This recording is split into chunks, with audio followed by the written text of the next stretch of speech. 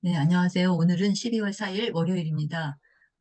12월 첫째 날에 저희가 뵙고, 그 다음에 오늘 이제 이렇게 뵙게 되는데, 12월 1일 날 우리가 공부할 때, 뭐를 했었냐면, 동물 몇 마리였었죠? 16마리. 16마리를 우리가 기억하는 걸 했었는데, 그거 한번 월요일 날 제가 여러분들한테 한번 다시 보겠다, 한번 살펴보겠다, 그런 말씀을 드리는데, 자, 지금 보여지는 것은 동물 그게 아니고, 이거 과일 우리 공부했던 거예요.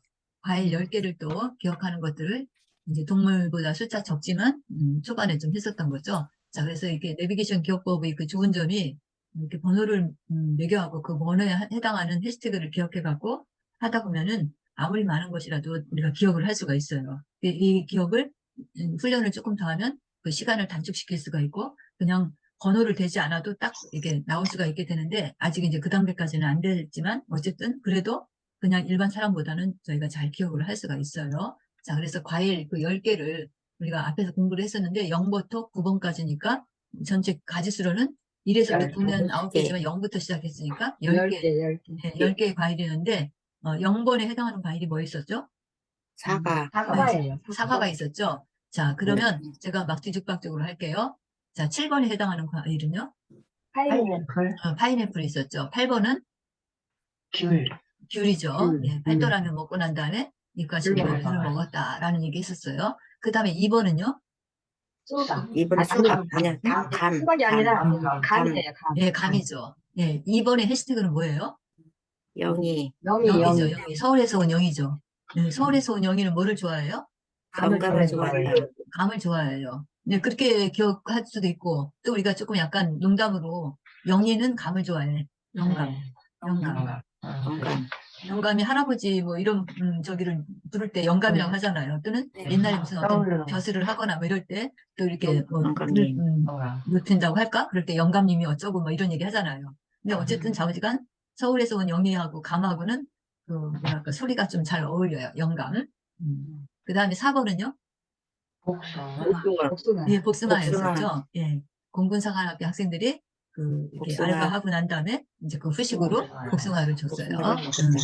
그 다음에 9번은요? 무화과예요, 무화과. 예, 무화과죠. 예, 여기 해시태그가 뭐예요? 영구. 영구. 영구죠, 영구. 그래서 영구 없다. 무화과는 어떤 과일이죠? 씨가 없어요. 씨가 없어요. 예, 그래서 우리가 과일 10개를 이렇게 지금 제가 뒤죽박죽 물어봤지만 여러분들이 대답할 수가 있었단 말이에요. 이게 처음 0번부터 차례대로 다시 한번 보면 여기 0번은 사과. 사과, 그 다음에 수박. 수박, 그 다음에 여기 1번이 수박인 거는 어떻게 하라고 했죠? 금메달. 예, 맞아요. 1이라고 하는 해시태그는 1등이라든지 금메달이죠. 자, 그러면 우리가 이제 올림픽이라든지 이런 데서 이제 성적을 잘 받아갖고 금메달을 딴 선수가 카퍼레이드를 해요.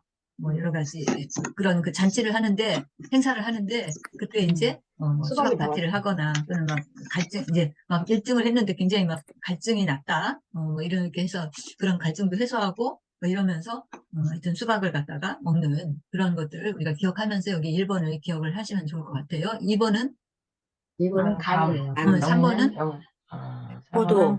포도예요. 누가 포도를 좋아해요? 김영삼 김영삼 네, 대통령. 김영삼 대통령이 산삼도 씻고 계시지만 포도도 좋아해요. 자, 그 다음에 4번은요? 복숭아. 복숭아. 5번은 딸기. 6번은 바나나. 7번은 파인애플. 8번은 귤. 그 다음에 9번은 무화과. 무화과. 이렇게 해서 우리가 과일 10개를 이렇게 지금 가려놓고 이제 그 공부를 했단 말이에요. 자, 그러면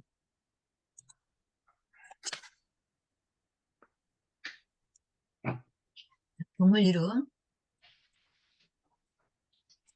쭉 한번 이제 보시고요. 이렇게 있어요. 자, 그런데 이렇게 놓으면은 안 보이게 할 수가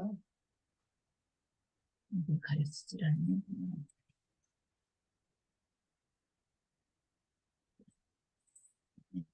그리고요. 제가 좀 이렇게 잡는 게. 자, 그러면 그냥 이렇게 놓고서 여러분들한테 질문 드릴게요. 자, 우리가 동물 16마리를 했어요. 자, 첫 번째 제일 처음 시작한 동물이 뭐였죠? 영번에 해당하는 게? 예. 펭귄이에요, 펭귄. 펭귄에서 제가 들려드린 이야기 혹시 기억하세요? 네. 광주에 펭귄당. 있는 빵집이 있었죠? 펭귄당, 예, 펭귄당. 펭귄당이라고 하는 빵집이 있었죠. 예, 유럽풍이 그런 그 빵을 하는 빵집인데, 거기가 왜 펭귄당이라고 했어요? 주인이 서울에서 빵집을 음, 하다가 음, 고향에 가고 싶다 해서 고향이 강주라서 강주에 가서 광주에서 빵집을 빵집을 이제 이렇게 장소를 물색하다가 그곳을 정했어요. 근데 그곳을 정한 이유가 그 마을이 뭐예요? 펭귄 마을이에요. 양림동, 네, 그 마을. 양림동이라고 하는 역사 문화 마을이라고 해갖고 광주에는 이제 관광지로 된 그런 그 마을이 있는데 그 마을 이름이 펭귄 마을이에요. 저도 가보진 않았는데 왜 거기가 펭귄 마을이라고 뭔가 연유가 돼 있기 때문에 아마 지었을 것 같은데 어쨌든 그 마을 이름이 펭귄 마을이에요. 그래서 이 사람이 서울서 이제 빵집을 재가정을 하다가 자기 고향에서 하고 싶다, 광주에서. 광주에서 하면 어디서 하면 좋을까 하고 여러 곳을 이제 다니다가 그 양림동이 그 이제 관광지니까 문화 관광지니까 거기다가 이제 해야 되겠다. 그래야 이제知名도도 있고 좀 알려질 수 있을 것 같아서 거기를 정했는데 그러면 빵집 이름을 가게 이름을 뭐로 할까 이렇게 생각하면서 거기에 그 펭귄 마을이 있었다는 거죠. 그래서 그 펭귄 마을에 그냥 그 펭귄을 따가지고 펭귄당이라고 이렇게 이름을 지은 거예요. 그래서 이제 우리가 영번 하면 해시태그가 뭐죠? 빵집이었잖아요. 그러니까 이 사람이 광주에다가 빵집을 만드는데 그 빵집 이름이 뭐예요? 펭귄당. 펭귄당이었어요. 그래서 영번에 있는 동물은 펭귄이 되었잖아요. 그 다음에 1번은요? 고양이. 고양이. 고양이죠. 고양이는 어떻게 기억했어요? 고양이 먹이 금메달을. 고양이가 어떤 그 뭐랄까 애완동물 그런 컨테스트에서 뭐 1등을 했든지 하여튼 금메달을 따서 목에 걸고 막 자랑하고 뽐내고 다니는 그런 모습들 생각하면 기억하기가 좋겠다라고 말씀드렸고 두 번째는요? 2번은 강아지예요. 강아지. 강아지예요. 예, 강아지. 예, 고양이 나오면 쥐가 나오지만 어쨌든 우리가 많이 얘기할 때 그 견원지간 뭐 이런 얘기를 이제 하잖아요. 어쨌든 고양이하고 개하고는 우리 그 애완 그런 동물로 주변에서 많이 키우기도 하잖아요. 사람마다 호불호가 있긴 하지만 어쨌든 개 키우는 집, 특히 일본 사람들이 그 고양이를 좋아하잖아요. 그래서 그 고양이와 관련된 그런 상품들도 많고 그런데 일본 사람들이 고양이를 좋아한다고 하면 우리나라 사람들은 좀 개를 더 좋아하는 그런 좀 특성이 있는 것 같아요. 근데 어쨌든 개나 고양이는 그런 애완동물로 사람들이 많이 그러니까 다루고 이제 같이 지내는 그런 요즘에는 반려견, 반려묘 이러잖아요. 그러니까 평생 동안 같이 사는 그런 동물로. 그래서 반려견, 반려묘 그러잖아요. 고양이는 이제 묘라고 한자로 그렇게 얘기를 해서, 우리가 나랑 이렇게 평생을 같이 살 사람들을 우리가 배우자, 반려자, 그렇게 얘기를 하잖아요. 근데 사람이 아닌 동물이 평생을 같이 사는 그런 것으로 이제 동물로는 지금 얘기했던 반려견, 반려묘가 있어요. 또 요즘에는 식물들도 그런 걸 얘기를 하죠. 그래서 반려식물 뭐 이러는데, 어쨌든, 우리가 지금 그 두 번째가 지금 해당하는 동물이 강아지 얘기를 했어요. 그 다음에 세 번째는요? 거북이. 예. 거북이는 김영삼 대통령이 좋아하는 것 같아요. 장수를 하려고. 그 다음에 4번은요? 토끼. 네, 토끼예요. 토끼는 뭐 연상하셨어요? 공군상학교 토끼띠를 학생들이 뗐다. 훈련 받다가 잘못해가지고 네, 벌칙으로 토끼띠를 띄어요. 5번은요? 뱀. 뱀. 예. 뱀은 뭐 나름대로 상상하시겠지만 저는 5번 하면 해시태그가 뭐죠? 영어예요. 영어. 네, 영어예요. 그래서 영어는 우리가 계속 공부해야 될, 참 평생 해야 될 그런 숙제, 과제인데 그래서 좀 보면 징그럽다, 징글징글하다. 이제 뱀처럼 징그러운 건 아니지만 어쨌든 그런 느낌을 갖고 기억을 했어요. 그래서 5번째가 그렇고 6번째는요? 사자. 네, 사자였었어요. 사자인 걸 어떻게 기억하셨죠? 공기를 통해서 내가 동물의 왕이라고 알린다. 예, 나는 동물의 왕이야 하고 왕이다. 막 이렇게 선포하고 다니는 거죠. 공기를 통해서. 그 다음에 7번은요? 호랑이. 이제 사자가 그렇게 설치고 다니니까 호랑이가 내가 질서냐 해가지고 어떻게 영화를 찍는 거죠. 손흥민하고 제임스 본드랑 같이 영화를 찍어서 이제 자기의 그런 뭐랄까 위세를 떨치는 거죠. 그 다음에 8번은요?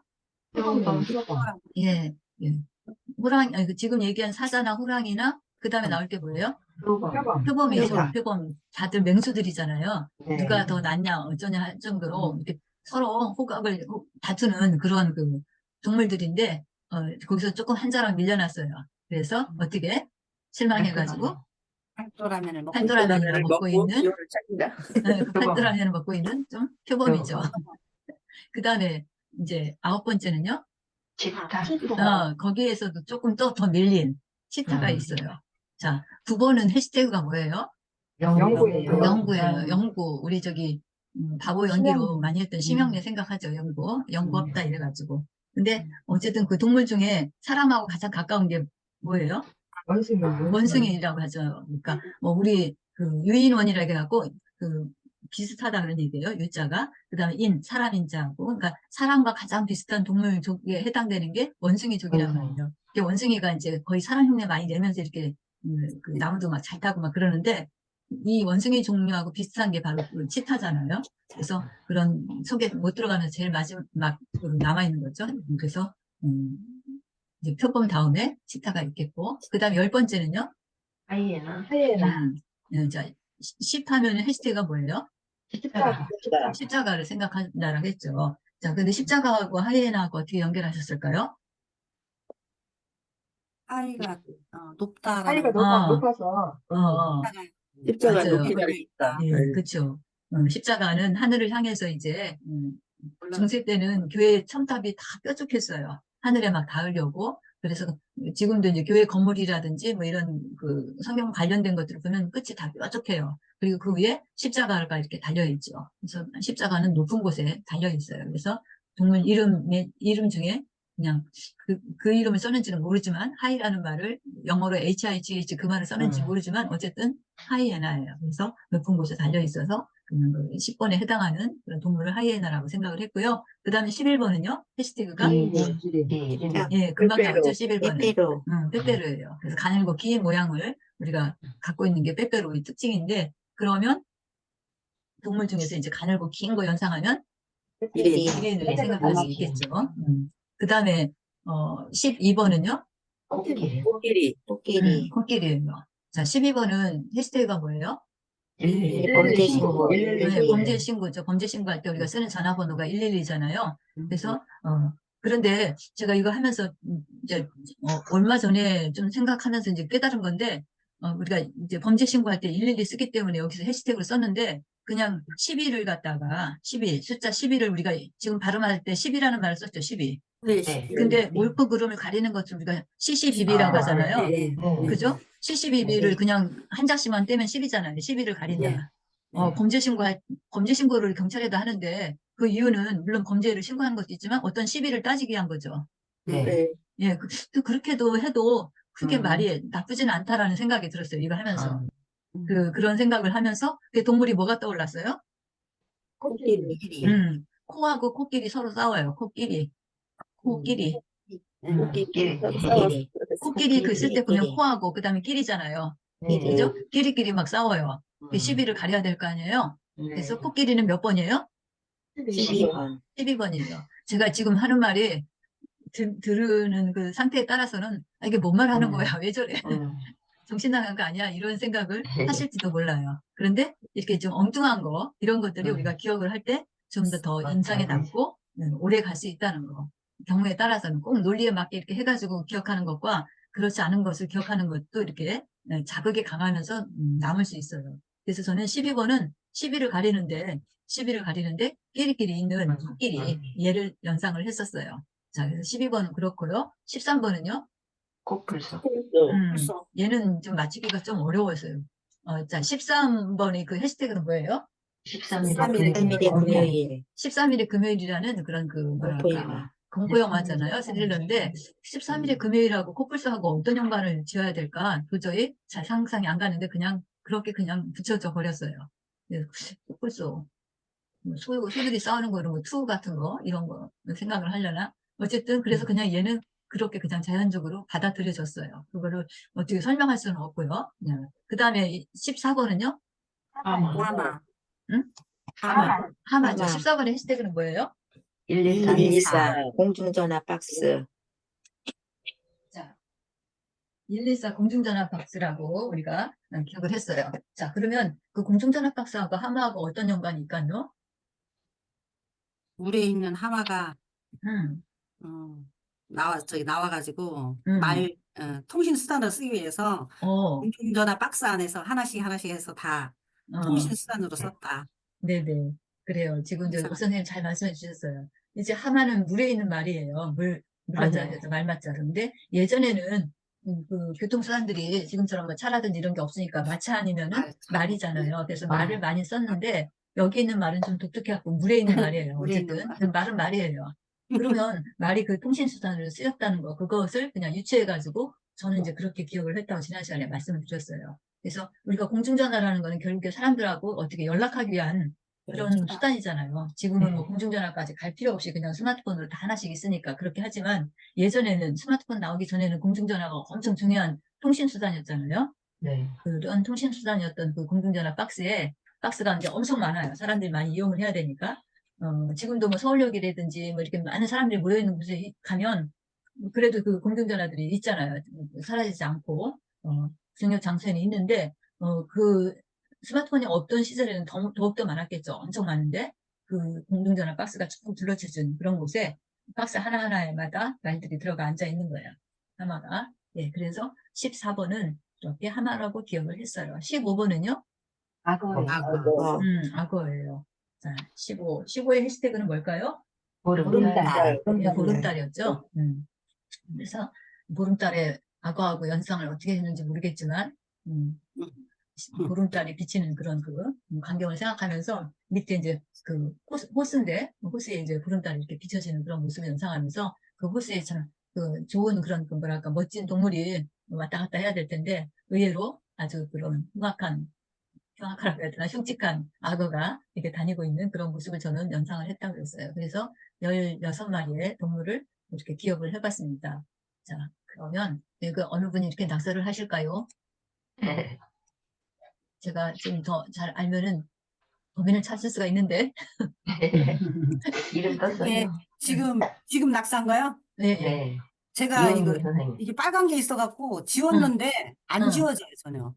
그래요. 이거 제가 또 빨간데요. 지울 수가 있는데, 제가 아직 그 기능을 잘 몰라요. 안 잠깐만요. 지워져요. 그래서 지금. 어쨌든, 그냥 지금 그것이 저기가 아니니까. 자, 그래서 우리가 과일 16개를 이렇게 지금 기억을 해봤어요. 자, 그냥 중구난방으로 막 물어볼게요. 그러고 난 다음에 우리 공부하는 곳으로 갈게요.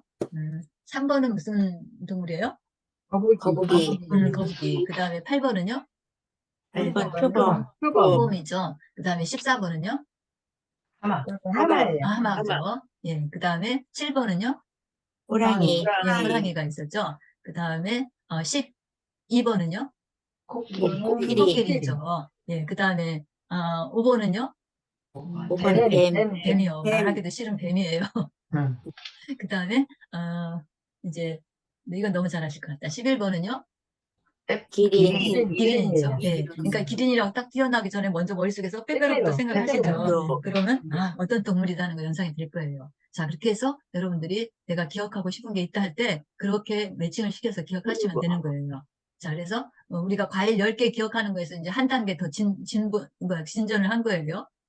동물 16마리도 이렇게 하면은 헷갈리지 않고 기억할 수 있었죠. 네. 그래요? 대답이 좀 늦으시네요. 네. 예. 네. 그래서 과일 10개 기억하는 것도 그렇고 우리가 동물 16마리를 기억하는 것도 이렇게 하면은 서로 섞이지 않고 하면서 기억할 수 있었던 거예요. 자, 그래서 그렇게 활용을 해주시면 되겠습니다. 자, 그러면 오늘 우리가 이제 계속 충북지역 공부를 하고 있는데 지난 시간까지 어디를 공부한 거예요? 인천. 예, 여기 진천군을 공부했죠. 진천군 공부하면서 이렇게 사자성어 뭐 생각나세요? 생거진천. 네, 생거진천. 사거용인. 그렇죠. 사거용인. 용인 사람들이 아주 싫어하는 사거용인. 진천 사람들은 엄청 좋다고 하는 좋아요. 생거진천. 자, 그러면 진천군은 몇 번부터 몇 번까지예요? 740번부터 749번. 네, 740번부터 749번이 바로 진천군에 해당이 되죠. 자, 그러면 그 진천군에서 사파리가 조성된 곳은 어딜까요? 사파리가 조성된 748번. 곳이니까 번호는 몇 번이에요? 748번. 네, 748번이에요. 어디에 그렇게 사파리가 조성됐죠? 초평호요. 네, 초평호죠. 초평호 하면은 거기에 또 유명한 게 뭐 있어요? 한반도 한반도 지형의 그런 모습을 갖고 있고 또 농다리가 또 유명하죠. 예, 네. 농다리가 있는 그 지역이 바로 그 초평호에 있는 그 부근이에요. 거기에 뭐가 조성이 됐다고요? 사파리. 사파리가 조성돼서 사파리는 어떤 거예요? 동물들을 구경하는 거예요. 그 동물이 어떤 동물들이에요, 주로? 열대 우림 맞아요. 열대우림 지역에 사는 그런 동물들이에요. 그래서 아까 얘기했던 것 중에 뭐가 있을까? 지금 뭐 코끼리라든지 열대우림 지역에 있는 그런 동물들이 거기에서 왔다 갔다 하면서 이제 있는 그런 곳이에요. 그래서 우리가 사파리 지역을 갔다 여행할 때 그냥 여행을 못 하죠. 네. 그래서 반드시 차를 타고 이렇게 돌아다니면서 구경을 하잖아요. 여기 네. 그 5월드 가도 보면 사파리 지역 저 여행할 때 그 버스 이렇게 안에 타고서는 이렇게 구경하잖아요. 그러면 이제 밖에서 동물들이 달라들지 못하게 버스 그 가장자리에 이렇게 막 뭐랄까 철창 같은 거 뭐 이런 것들 해놨잖아요. 그래서 우리가 버스 안에 앉아갖고 밖에 있는 그 동물들을 보는 거죠. 저 맹수들을 이렇게 네. 다니면서 어쨌든 사파리는 그래요. 그러니까 그 진천에 사파리는 어디에 조성이 돼 있다고요? 초평호예요. 초평호 농다리에 농다리 한반도 지형으로 생긴 그 부분이 바로 거기에 사파리가 조성이 된 거예요. 그 다음에 어디가 있을까? 그 이상설 그 생가가 있는데 네. 이상설 생가가 있는 곳은 몇 번일까요? 747번. 예, 747번이었어요. 어떻게 기억하셨어요? 이상설 주인이 사치스러운 맞아요. 인정이었다. 야. 자, 이상설은 그 독립운동 또 뭐 이런 것들로 유명한 그런 분이세요. 그 고종 때 헤이그 밀사로 그 네덜란드 국제 회의에 가가지고 우리나라 그 을사부 조약이 부당하게 한 거다라는 걸 만국에 알리느라고 그 회의에 참여를 했던 그런 분인데 이상설 그 분하고 반대로 부인은 어때요? 된장녀예요. 사치가 심한 심해요. 사람이었어요. 그래서 이상설 전시관, 이상설 생가는 700 몇 번이라고요? 47번. 47번이다라는 말씀을 드렸어요. 자, 그래서 우리 그 진천군에 해당되는 것이 이제 그렇고요. 이거 너무 기간을 오래 잡아서 그 다음에 이제 우리가 해야 될 것이 어딜까요?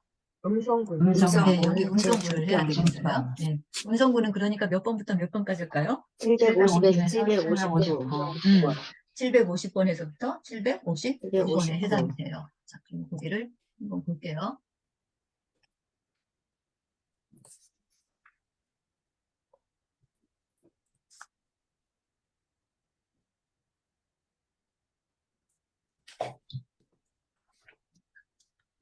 이제 750번 음성 증평에 대한 게 이렇게 나왔는데 보이시죠?